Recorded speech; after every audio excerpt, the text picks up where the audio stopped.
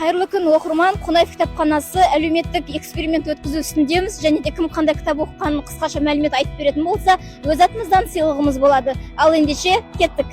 Әзілхан Нұршайықовтың «Мен махаббат қызыл мол жылдар» кітабын оқығанмын, және сіздерге де оқуға кеңес беремін. Жарайсыз. Күніңіз сәтті өтсін, сізге рахмет. Сіздерге де рахмет. Барлықтарыңызға сәлем. Менің ең соңғы рет оқыған кітабым ол түркше кітап болатын. Benim çılgın babam, яғни аудармасы бойынша мой сумасшедший отец.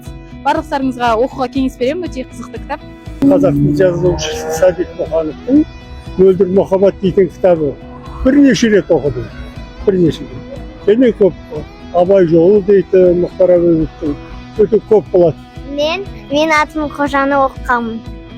Алдар Көтен оқыдым. Мен балалық шақта саяхатты оқыдым. Мен Дулат Исабековтың «Доқтықыз» кітабын оқыдым. Өте әсерлі кітап. Ужастикта прям көп несі болған еді, бөліктері.